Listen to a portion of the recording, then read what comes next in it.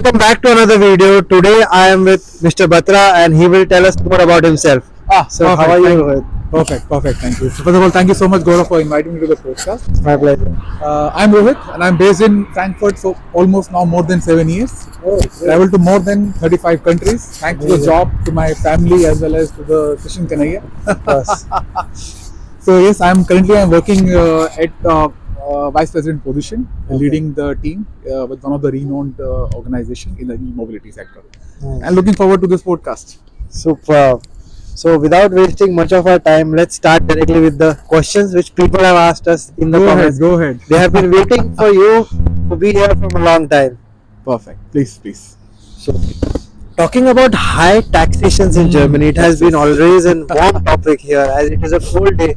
So we'll start with this one, that when there are high taxes in Germany, तो एक common concern लोगों को बहुत ज़्यादा रहता है, सिर्फ सैलरी के अलावा प्रोफेशनल टैक्सेशंस को कैसे इवैल्यूएट करना चाहिए and how they can take it.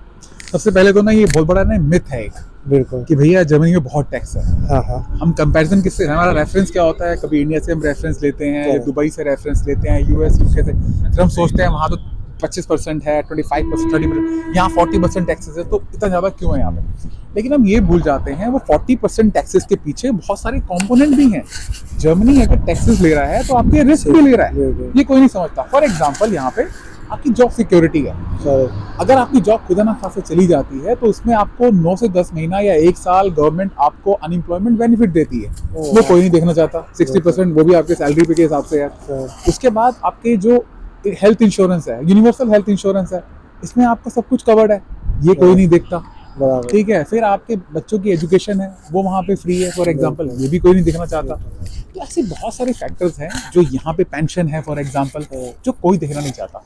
हर कोई चाहता है कि बस ऑफर में क्या लिखा हुआ है, हर कोई. इसलिए आई थिंक जो मुझे लगता है ये बहुत इंपॉर्टेंट है, सिर्फ ऑफर मत देखो, आप पूरा सिस्टम देखो. तो ये बहुत जरूरी है, क्योंकि आप सैलरी देखोगे तो आप सुकून खो दोगे. तो आपको पूरा ओवरऑल पिक्चर देखना है, बहुत जरूरी है, जो मुझे लगता है. Normally people from the developing countries वो टैक्सेशन के लिए ज़्यादा कंसर्न होते हैं, क्योंकि उनके साथ हमेशा से उन्होंने ना कि सिर्फ उनकी जनरेशन बट पिछले जो भी 5 जनरेशन आई है, तो उन्होंने यही ऑब्जर्व किया है कि टैक्स भर के कभी उनको बेनिफिट नहीं है उस चीज़ का. करेक्ट. कभी उनको सिक्योरिटी, कभी उनकी फैमिली की सिक्योरिटी, रास्ते या ट्रांसपोर्टेशन कुछ भी उनको एक स्टैंडर्ड पे नहीं मिला है, तो हमेशा दे आर वरीड कि टैक्स ज़्यादा नहीं जाना चाहिए. करेक्ट. जिसकी वजह से बट यहाँ पर टैक्स का लोगों को वापस वो कम्युनिटी में बढ़ता है, सोसाइटी में वापस आता है, बेनिफिट मिल रहा है, तो वो काफ़ी लोग भूल जाते हैं इसके बारे में. ये बहुत इंपॉर्टेंट टॉपिक है. Very valid question. तो जर्मनी को, नेक्स्ट क्वेश्चन ये है कि जर्मनी को अक्सर work life balance oriented country माना जाता है. इमिग्रेंट को लेकर मतलब जो आपका करियर और फैमिली को डिसीजन लेने के लिए इम्पैक्ट कैसे होना चाहिए.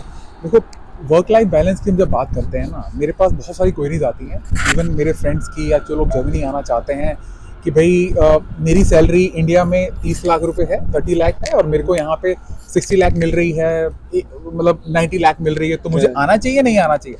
तो मैं उनको पूछता हूँ कि अगर आपका पर्पस सिर्फ सैलरी ओरिएंटेड है तो नहीं, जर्मनी मत आओ. बिल्कुल मत आओ जर्मनी, क्योंकि जर्मनी आपके लिए नहीं है. तो फिर यूएस जाओ, यूके जाओ, या डिफरेंट कंट्री में जाओ, सैलरी के लिए नहीं. Germany is mainly meant for the work life balance. तो ये बहुत जरूरी कॉन्सेप्ट है और सभी के लिए, क्योंकि जर्मनी में जब भी आप आते हो आपको पूरा एक सिस्टम देखना है. यहाँ पे आपको एजुकेशन का देखना है, आपको वर्क लाइफ बैलेंस, कितने घंटे आपको काम करने को मिल रहा है, आपको, आपके पास हेल्थ इंश्योरेंस है नहीं है, तो आपको हर एक चीज़ देखनी है. तो आप हर एक चीज़ देखना आना चाहते हो, देन वर्क लाइफ बैलेंस यहाँ पे भरपूर है. तो वो एक जरूरी एस्पेक्ट है. वो किसी को भी आना है तो सैलरी देख के, हाँ जर्मनी में भैया मत आना. बिल्कुल. उल्टा लैंग्वेज में फंस जाएंगे, फिर फंस जाओगे. ये तो है कि सैलरी के लिए नहीं, बट ओवरऑल अगर बैलेंस चाहिए, राइट, कि इनकम का भी, नेचर का भी, सिस्टम का भी, फेवरेबल कंडीशन का भी, फैमिली का भी, तो उसके लिए बहुत ही बेटर ऑप्शन है. मुझे भी एब्सोल्युटली राइट करो. तो एक और हॉट टॉपिक है, जैसे कि इट इज सेड कि Germany is land of insurances. तो उसी के बारे में एक क्वेश्चन है कि इंश्योरेंस जो जर्मनी को लेके काफी कंफ्यूजिंग टॉपिक रहा है. करेक्ट. और न्यू कमर्स डिसीजन लेते वक्त कौन से प्रिंसिपल्स उन्होंने फॉलो करने चाहिए कि उनका इंश्योरेंस बेटर काम करे, या उन्होंने जो सोचा है वो सही से हो. देखो, जर्मनी इंश्योरेंस की फैक्ट्री है. सब किसी को पता है, राइट? बात तो सही है। और आप अगर चैट जीपीटी पे या गूगल पे जाओ, डालो तो आपको 10 इंश्योरेंस मिल जाएंगे। Legal insurance, liability insurance, car का इंश्योरेंस, घर का इंश्योरेंस, रेंट पे इंश्योरेंस, हर दुनिया भर के इंश्योरेंस। तो आई थिंक ये आप जाके देख सकते हो गूगल पे। लेकिन मेरी एडवाइस रहेगी, 3 चीज़ें हैं जो आपको हमेशा ध्यान रखनी है इंश्योरेंस के लिए। पहला, कोई भी चीज़ आप इंश्योरेंस ले रहे हो, चीप इंश्योरेंस मत लो। हाँ, ये बहुत जरूरी है। और अगर सच बात है। अगर आप देखो कोई भी वेबसाइट पे देखोगे जर्मनी की, जैसे चेक 24 है, डालोगे तो उसमें 3 ऑप्शन निकल के आते हैं, चीपेस्ट, मॉडरेट और हाईएस्ट, राइट? वो खुद रेकमेंड करता है कि चीपेस्ट आप मत लो। तो प्लीज जर्मनी में चीप इंश्योरेंस कभी मत लो, नंबर 1। दूसरा, जो भी इंश्योरेंस लो वो लॉन्ग टर्म के लिए लो, शॉर्ट टर्म में आप कुछ नहीं होता, ठीक है? तो ये 2 चीजें हैं। और तीसरा जो बहुत इंपॉर्टेंट है, आप जो मैंने ऑब्जर्व भी किया है, तो ऐसा नहीं कि आपको कोई दोस्त यार मिल गया, उससे आपने ले लिया तो आपने इंश्योरेंस ले लिया बिना पढ़े। कंडीशन पढ़ो अच्छे से, उसके अंदर कंडीशन क्या लिखी हुई है। आंख बंद करके कोई डॉक्यूमेंट पे साइन मत कर दो। जर्मनी पे यहाँ हर चीज कॉन्ट्रैक्ट पे चलती है। तो ये 3 चीजें हैं जो मेरे हिसाब से हर किसी बंदे को फॉलो करनी चाहिए। मुझे भी ये लगता है कि 2 टाइप के इंश्योरेंस तो होने ही चाहिए, हेल्थ इंश्योरेंस और लायबिलिटी इंश्योरेंस। और उसके साथ साथ फिर जैसे जैसे चीज़ें आपकी बढ़ती जाएंगी, एसेस बढ़ते जाएंगे, तो वो होने चाहिए। बट हाँ, इंश्योरेंस लेते वक्त टर्म्स एंड कंडीशन समझ के, अगर कोई पर्सन है कि जिन्होंने वो इंश्योरेंस लिया था, तो सिमिलर माइंडेड से बात करके करेक्ट, वो जरूर, क्योंकि चीपेस्ट इंश्योरेंस लेके बहुत से लोगों को मैंने देखा है कि वो क्लेम नहीं होता, वो कंपनी बोल देती है, and it is very hard. Risk valuation, जब मैं जर्मनी में आया था तो सबसे पहली चीज मुझे बोली गई कि लायबिलिटी इंश्योरेंस लेने के लिए, तो मुझे भी समझ में नहीं आया क्यों चाहिए, कि हमने कभी भी इंडिया में वो इंश्योरेंस ली ही नहीं है। हमने वो इंश्योरेंस ली ही नहीं है, हमने कभी भी वो इंश्योरेंस नहीं लिया आपने, राइट? लेकिन जब मैंने समझा कि वो क्यों चाहिए, समझ में आया, भैया आपका बच्चा खेल रहा है, खेलते खेलते वो कहीं घुस गया और किसी गाड़ी वाले ने उसको बचाने के लिए, कहीं वो गाड़ी वाला अपना किसी घर में घुस गया, मिलियंस ऑफ क्लेम है। यहाँ लॉ इतना स्ट्रॉन्ग है, आपको पैसे देने ही पड़ेंगे, अपने नाक से मतलब खून निकाल के भी देने पड़ेंगे। और बल्कि आप लेट होते जाओगे तो उसका फाइन भी फाइन बढ़ता अलग जाएगा। एक टाइम पे ऐसा आ जाएगा कि आपका जो फाइन था वो, मतलब जो आपका पे करना था वो कम था, और फाइन बढ़ने की वजह से वो डबल या ट्रिपल भी हो सकता है। तो इसलिए ये भी केसेस में बहुत जरूरी है। जो मुझे लगता है कि आपको इंश्योरेंस बहुत ध्यान से, रिस्क एवेल्यूएशन बहुत जरूरी है, खासकर जब आप इंश्योरेंस कर लेते हैं। मैं भी इस चीज पे मैं एग्री करता हूँ। अगला सवाल है कि आपके एक्सपीरियंस में जर्मन वेल्थ क्रिएट करने की कंट्री है या ज्यादा वेल्थ प्रोटेक्ट करने की कंट्री है? एक मूवी थी, नो वन किल जेसिका, अच्छा, देखी होगी, बहुत लोगों ने देखी होगी, नो वन किल जेसिका, राइट? उसके अंदर नो वन किल जेसिका में एक डायलॉग था कि मुझे 1 करोड़ नहीं चाहिए, ये मुझे गोली भी नहीं खानी। तो जर्मनी का भी यही फंडा है कि यहाँ पे जो वेल्थ है, बहुत ऐसा नहीं है कि बहुत एग्रेसिवली ग्रो करेगी, ऐसा नहीं होने वाला। यहाँ पे जो वेल्थ है वो एक्यूमुलेट तरीके से बड़ी आराम से ग्रो करेगी। लेकिन दूसरा पॉइंट ये है कि यहाँ जो वेल्थ ग्रो करेगी वो प्रोटेक्टेड है, वो पूरा प्रोटेक्टेड है। और लास्ट पॉइंट, वो प्रिडिक्टेड है, आप प्रिडिक्ट कर सकते हो स्टेप बाय स्टेप क्या होने वाला है, प्लान कर सकते हो। तो in nutshell, Germany is not a country which is a kind of flashy rich. Germany, you will find Germany equal to boring rich. Correct stable. yes. बहुत सारे मैंने मीम्स भी देखे हैं जहाँ पर सेम मिलेनियर कंपेयर होता है यूएस या यूके से, तो वहाँ पर देखते हैं कि वो फ्लैशी लाइफस्टाइल रहती है, और यहाँ पर जो यूरोपियन है उनके ब्लैक एंड व्हाइट कपड़े, दैट्स ऑल। तो वो भी एक जरूर बात है इसके लिए।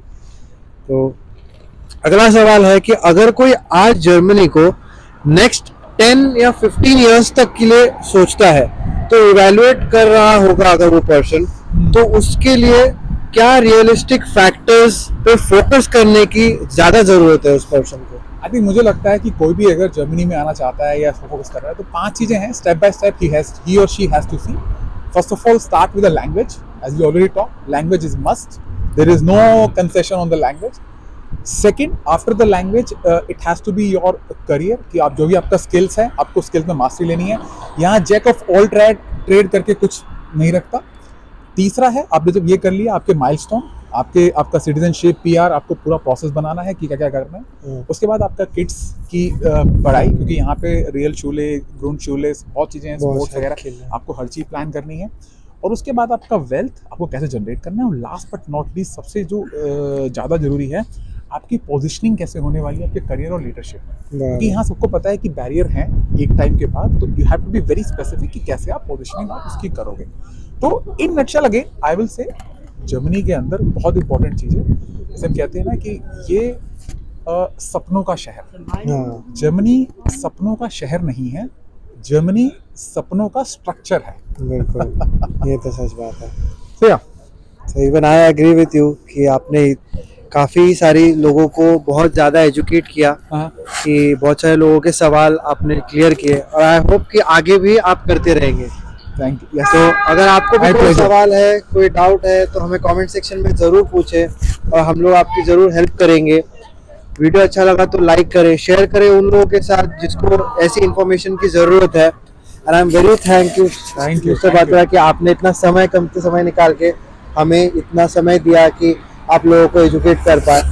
This is really appreciated. Thank you, Gaurav. Thank you so much for calling me, and then help also asking a lot of questions, so that it could also be helpful for the people. So, big thanks to you. Thank you so much Thank guys you. for Thank giving you. your time and watching. I hope Thank you. you all the very best, and follow कर ले channel को for more such videos.